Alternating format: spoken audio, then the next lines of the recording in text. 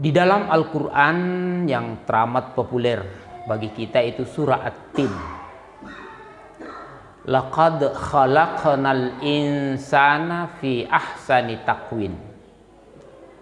Sungguh kami telah menciptakan, menjadikan manusia itu fi ahsani taqwim,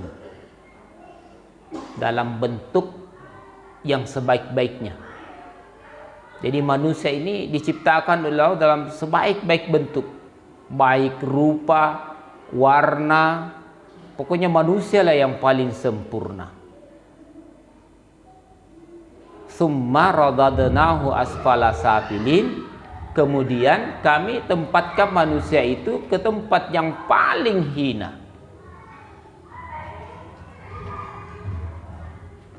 Illa, kecuali illallazina amanu, kecuali orang-orang yang beriman.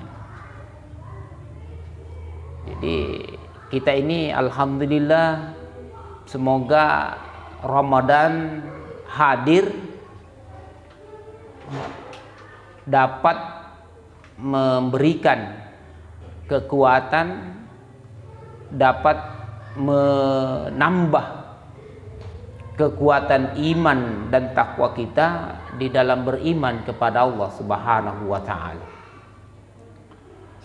Summa radadnahu asfala safilin, kemudian dijadikan manusia itu atau dikembalikan ke tempat yang sehina-hinanya, kecuali orang-orang yang beriman kepada Allah, dan tentunya kita semua ini adalah bagian daripada orang yang beriman kepada Allah. Apa yang menyebabkan, ini timbul pertanyaan, apa yang menyebabkan sehingga manusia itu kembali atau dikembalikan ke tempat yang sehina-hinanya? Ternyata ada 3 penyebab. Allah berfirman, walaqad zara'na li jahannama, sungguh telah dipenuhi neraka Jahannam.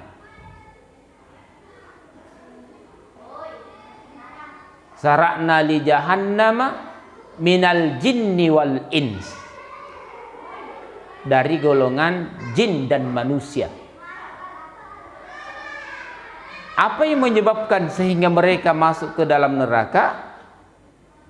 Lanjutan ayat, lahum qulubul la yafqahuna biha, mereka punya hati, punya akal pikiran, tapi tidak mempergunakannya.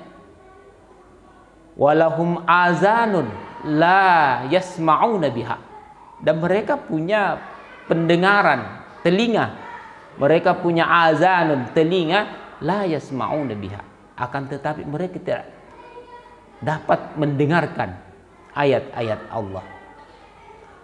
Yang ketiga, walahum a'yunul la yubsiruna biha, dan baginya ada mata, akan tetapi mata itu tidak dapat dipergunakan untuk melihat ayat-ayat Allah Subhanahu wa ta'ala. Kaum muslimin dan muslimat yang sama berbahagia, tiga nikmat besar ini, yaitu pendengaran, penglihatan, itu diberikan secara umum kepada seluruh makhluk. Seluruh makhluk melata di atas permukaan bumi ini, semuanya dikasih oleh Allah nikmat pendengaran dan penglihatan. Tapi khusus untuk manusia dikasih afidah, akal pikiran. Ini nikmat yang luar biasa yang mengangkat martabat manusia. Inilah 3 nikmat ini yang membedakan antara yang lainnya hanyalah akal pikiran. Namun di dalam Al-Quran banyak ayat yang terkait dengan pendengaran dan penglihatan. Di antaranya penyebab seseorang itu tidak dapat melaksanakan perintah agama, perintah Allah Subhanahu wa taala, dalam awal surah Al-Baqarah jelas sekali. Khatamallah ala qulubihim wa ala sam'ihim wa ala absarihim. Allah telah menutup. Khatamallah ala qulubihim, Allah telah menutup hati mereka.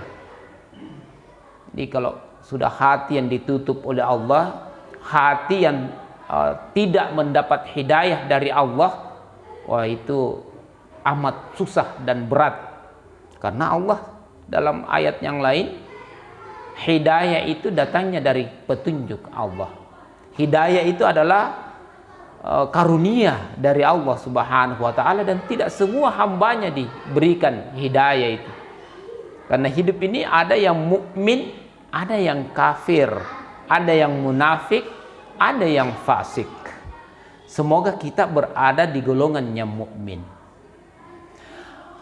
Apa ciri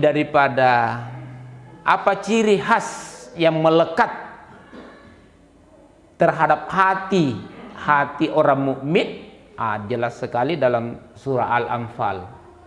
Innamal mu'minuna allazina idza dzukirallah. Ini ciri khas orang yang beriman. Apabila disebut nama Allah saja disebut, wajilat qulubuhum, maka gemetarlah hati-hati mereka.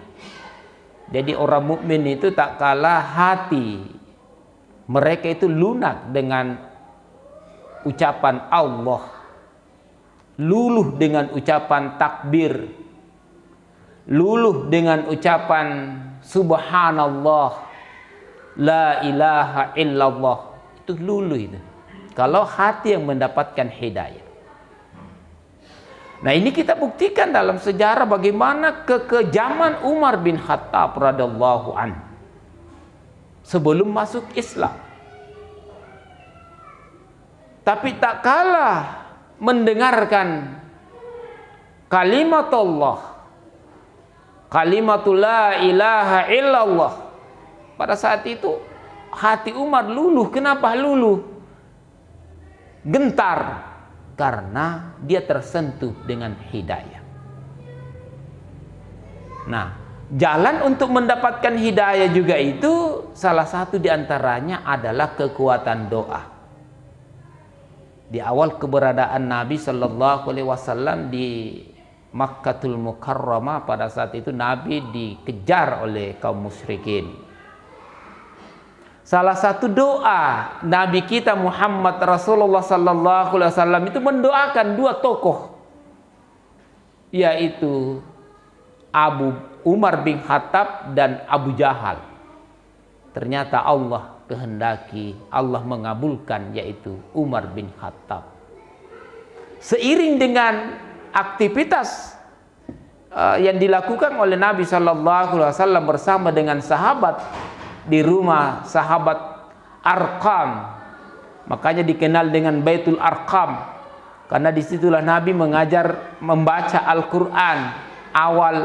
Awal wahyu turun, Nabi Shallallahu Alaihi Wasallam berkumpul untuk mengkaji bersama di rumah Arqam. Datanglah Umar bin Khattab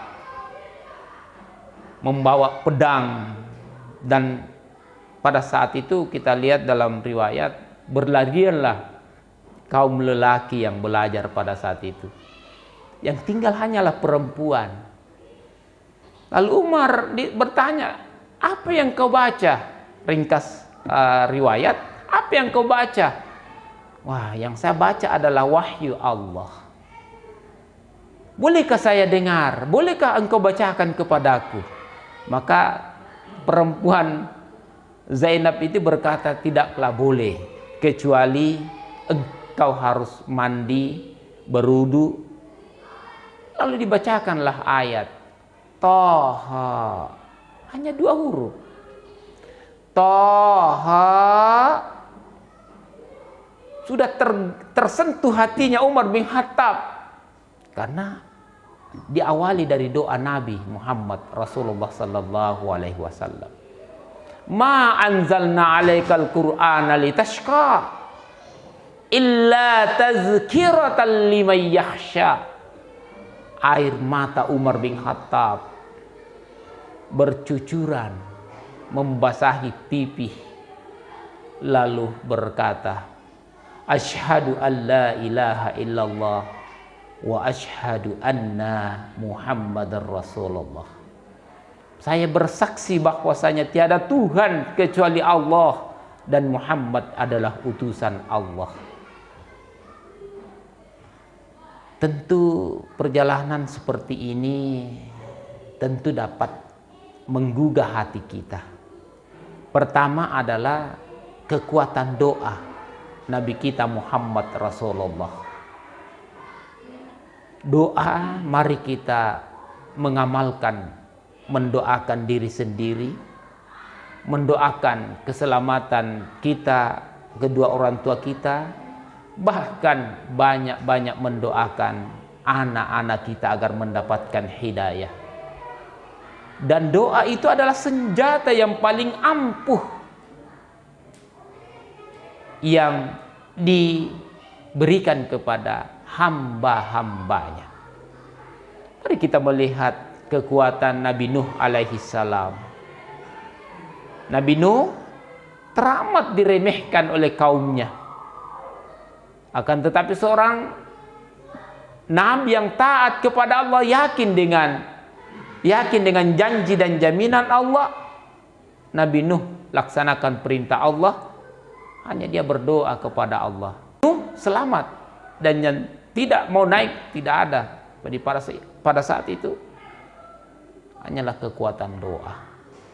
Maka marilah kita bersama-sama memanfaatkan kesempatan usia umur yang Allah berikan, terutama di Ramadan seperti ini, untuk senantiasa beristighfar ataupun berdoa kepada Allah Subhanahu wa taala.